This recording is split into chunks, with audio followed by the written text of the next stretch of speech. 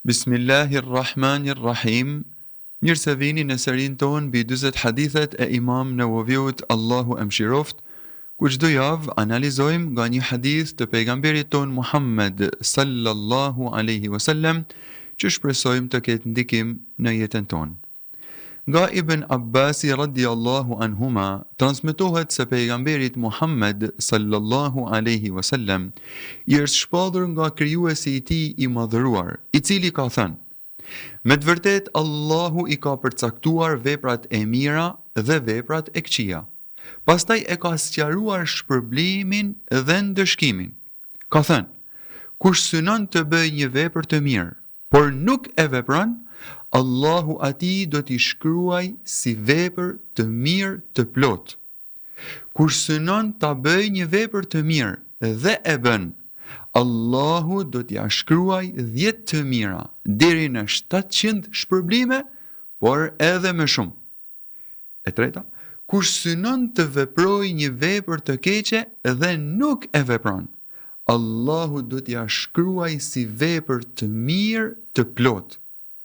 Por nëse e vepron, nëse synon dhe e vepron të keqen, atëherë Allahu Azza wa Jall do t'ia shkruaj vetëm një vepër të keqe. Me të vërtet, ky hadith i profetit ton Muhammed sallallahu alaihi wasallam na tregon edhe mirësinë e Allahut Azza wa Jall, por edhe drejtësinë e tij në shpërblimet e tija dhe në ndëshkimet e tija. Mund pyesim se cilat janë dobit dhe mësimet e përfituara nga ky hadith i pejgamberit ton Muhammed sallallahu alaihi wasallam. Themi se në hadith shpaloset mirësia dhe drejtësia e Allahut në shpërblimin apo ndëshkimin prej tij. Të tërheq vëmendjen nga ky hadith fakti se tek shpërblimi përmendet epiteti i plot, shpërblim i plot, ndërsa tek gjunahu nuk përmendet një epitet i tillë. Gjithashtu, ky hadith na tërheq vëmendjen edhe në faktin se tek vepra e keqe e realizuar ceket vetëm një gjuna, ndërsa tek vepra e mirë nuk kufizohet shpërblimi me ndonjë cak, që do të thotë se bilanci i shpërblimeve të Allahut është pozitiv kundrejt ndëshkimeve prej tij. Të mirën e realizuar Allahu Azza wa Jall e shpërblen më së paku me 10 fish, ndërsa më e shumta nuk ka kufi të përcaktuar nga Allahu subhanahu wa ta'ala. Veprat mund të shpërblehen deri në 700 fish, por edhe më shumë në varësi të sinqeritetit, të përkushtimit, të plotësimit të suneteve dhe në bazë të dobisë dhe përfitimit prej saj. Sa më e gjerë t'jetë dobia, sa më i madh t'jetë përfitimi, aq më e shpërblyer është vepra tek Allahu subhanahu wa ta'ala. Sa më i sinqert dhe i përkushtuar t'jetë besimtari në realizimin e një adhurimi, aq më i shpërblyer është tek Allahu subhanahu wa ta'ala. Kushdo që dëshiron dhe synon dhe përpiqet për të realizuar një vepër të mirë, do shpërblehet për të, qoftë edhe nëse nuk i arrin të realizojë si shkak i një pengese. Ndërsa të keqen, nëse e lën nga friga e Allahut Azza wa Jall apo nga turpi prej Allahut subhanahu wa taala, përsëri Allahu e shpërblen me një sevap të plot. Ky shpërblim realizohet sepse e thyen synimin e të keqes me një synim të mirë, ndërsa kush e lën të keqen nga paaftësia ose nga friga, fjala vjen nga friga e policit, ose për një arsye tjetër, fjala vjen për një arsye shëndetësore, atëherë nuk ka shpërblim tek Allahu subhanahu wa ta'ala. Kushdo që e synon të keqen dhe përpiqet për të realizuar, ka gjunah tek Allahu, qoftë edhe nëse nuk i arrin për të realizuar si shkak i një pengese.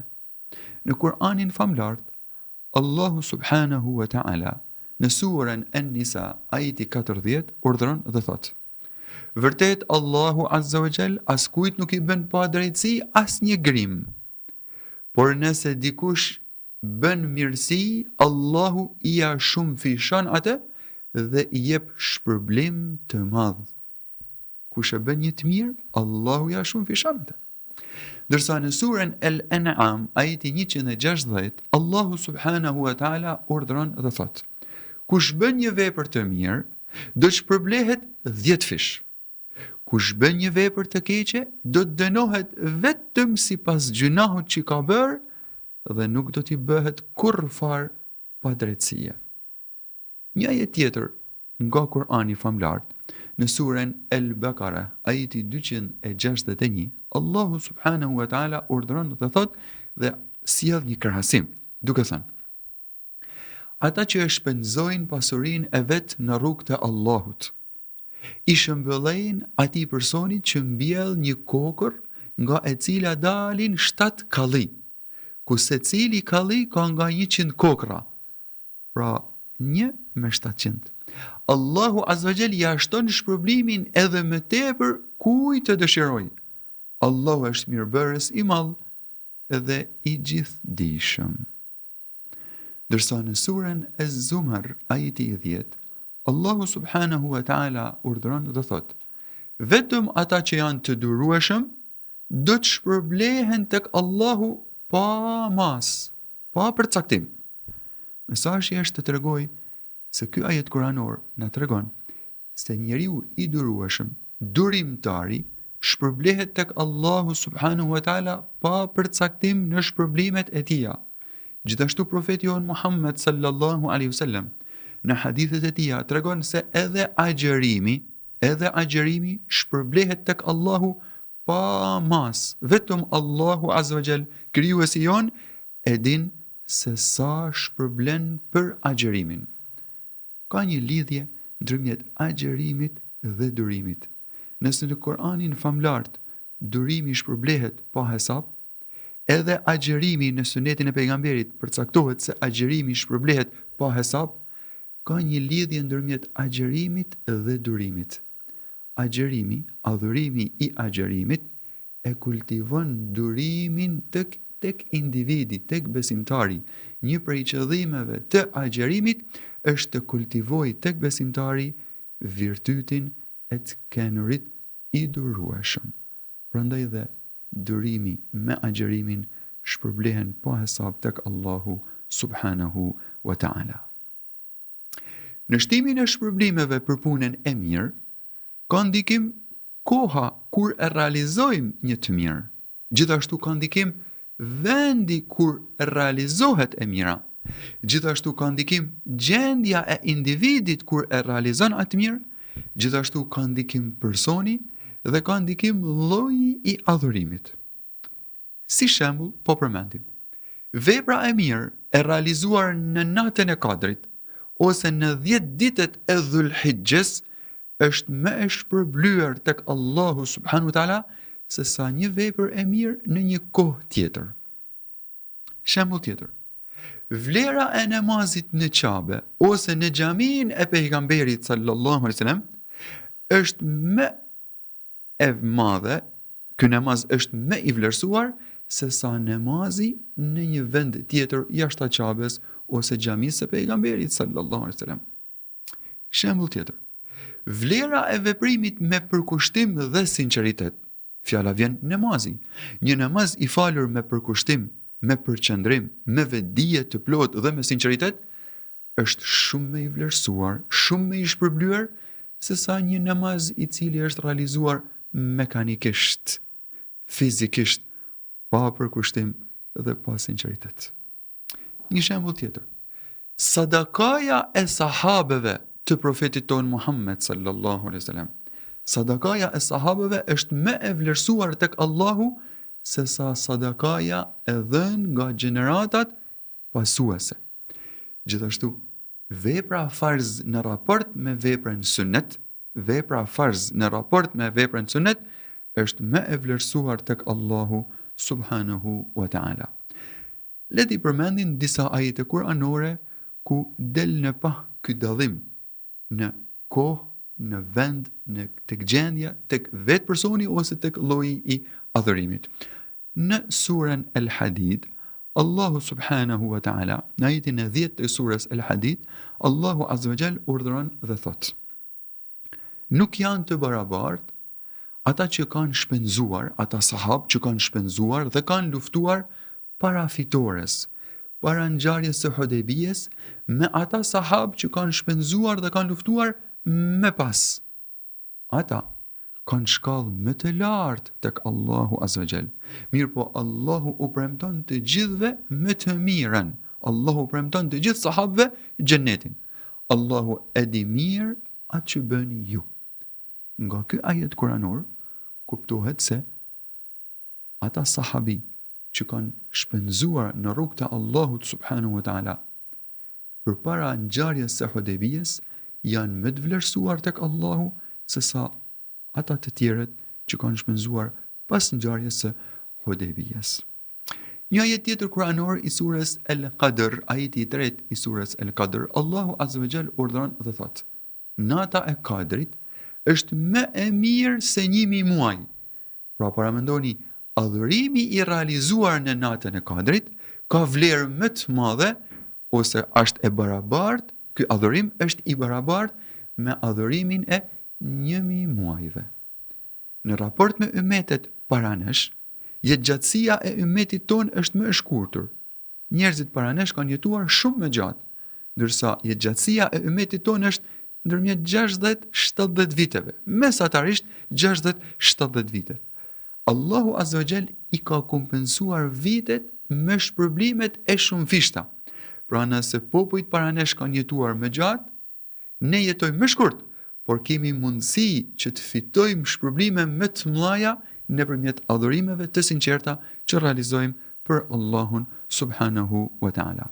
Pas këtij vendimi hyjnor në shpërblimin e shumë fisht të veprave të mira, mund të themi se mirë ai person, një fishat e të cilit i kalojnë në 10 fishat e tij. Mirë për atë person, një fishat e të cilit, pra gjunahet e të cilit, i kalojnë në 10 fishat e tij shpërblimet dhe mundësit për të fituar shpërblimet e shumta tek Allahu subhanahu wa ta'ala. Në anën tjetër, edhe dënimi i gjunaheve shtohet në varësi të vendit, kohës dhe pozitës së individit. Pra, siç kishte dallim realizimi i një adhurimi në një kohë të caktuar, në një vend të caktuar, nga një individ i caktuar, nga një gjendje e caktuar, edhe gjunahet gjithashtu ndëshkohen në varësi të vendit, kohës dhe pozitës së individit. Gjunahu në një vend ose kohë të shenjtë, ose nga një person që konsiderohet të jetë shembull për mirë, trajtohet ndryshe nga një gjunah në një kohë të thjeshtë ose nga një individ i thjeshtë. Le të cekim disa ajete kuranore që e vërtetojnë këtë perceptim. Allahu subhanahu wa ta'ala në surën At-Tawbah, ajeti 36, ka urdhëruar dhe ka thënë: Vërtet numri i muajve tek Allahu është 12, sipas librit të Allahut, 12 muaj, që prej ditës kur i ka krijuar qiejt dhe tokën. 4 prej këtyre 12 muajve janë të shenjtë. Prandaj mos i bëni dëm vetvetes, mos bëni gjunah gjatë këtyre muajve, duke e shkelur shenjtërinë e këtyre muajve. Në këtë ajet kuranor, Allahu azza wa jall ka ndaluar gjunahun specifikisht në muajt e shenjtë. Edhe pse gjunahet janë të ndaluara në çdo ditë, në çdo moment të vitit, në muajt e shenjtë dhe jashtë muajve të shenjtë.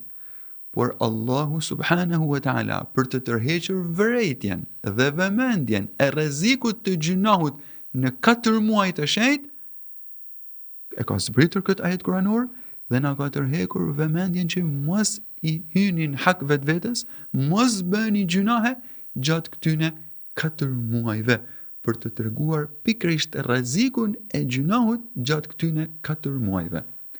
Me drejt mund pyesin dikush dhe të thotë, kush janë muajt e shenjtë? 4 muajt e shenjtë janë muaji Muharram, muaji Rajab, muaji Dhul, 'Qa'dah dhe muaji Dhul Hijja.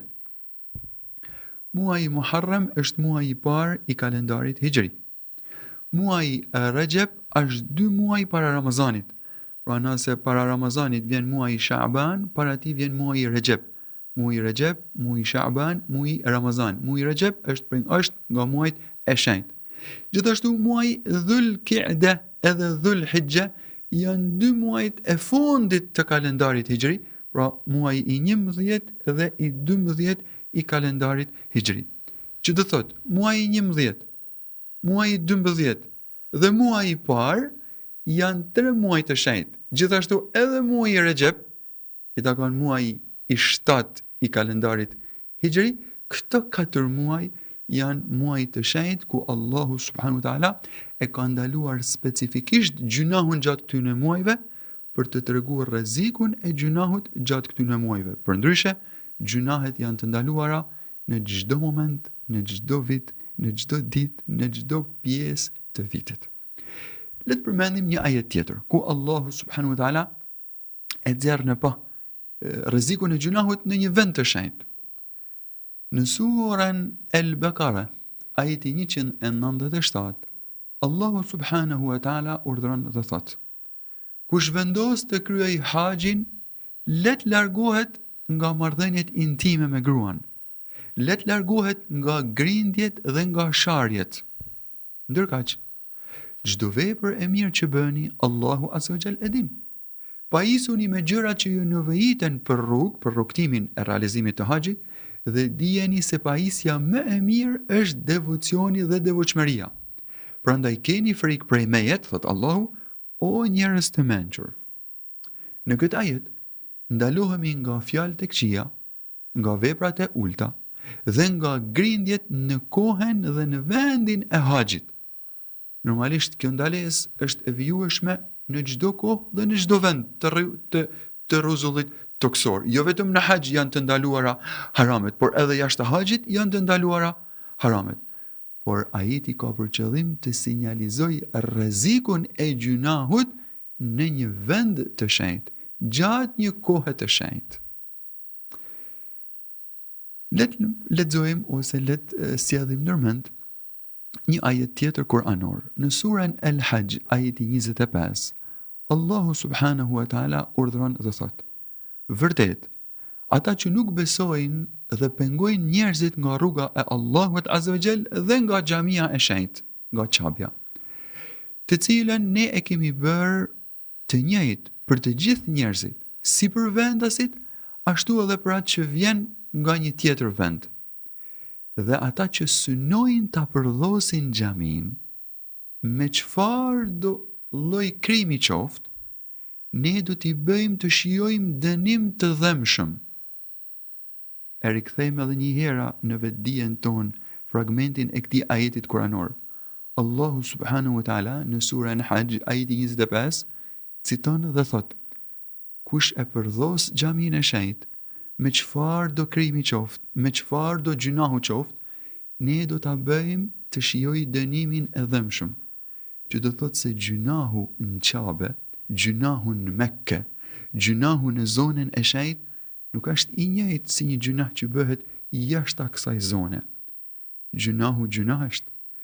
Çdo gjunah ka ndëshkimin e vet, ama gjunahu në vendin e shenjtë, në një kohë të shenjtë, ka ndëshkim më të madh tek Allahu subhanahu wa taala.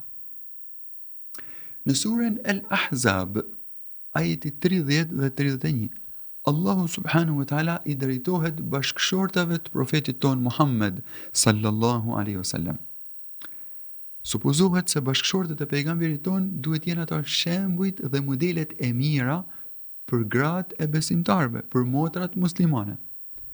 Me qenë se gratë e pejgamberit ka një pozitë të tillë, janë shembull dhe model për mirë, e keqja e këtyre ose e mira atyre shpërblehet ose ndëshkohet ndrysh nga një person i thjesht.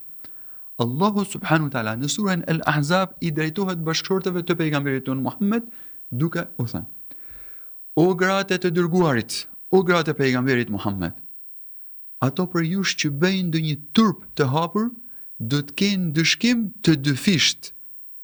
Kjo për Allahun është e lehtë, ndërsa atyre për jush që i binden Allahut dhe pejgamberit dhe bëjnë veprat e mira, ne du t'u japim shpërblim të dyfisht edhe kemi përgatitur begati të mëdha për ta.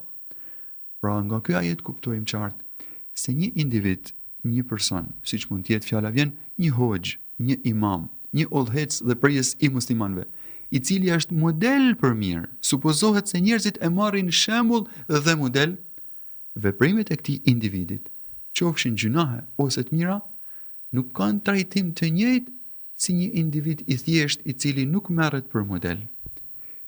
Përderisa individi konsiderohet model dhe shembull, ka përgjegjësi më të madhe tek Allahu subhanahu wa taala se sa një person i thjesht. Duke shpresuar të takohemi javën që vjen me hadithin vijues, po e lë në amanetin e Allahut subhanahu wa taala fen tuaj, shëndetin tuaj, sigurin tuaj dhe përfundimin e veprave tuaja. Ju përshëndes me përshëndetjen e banorëve të xhennetit. Assalamu alaikum wa rahmatullahi wa barakatuh.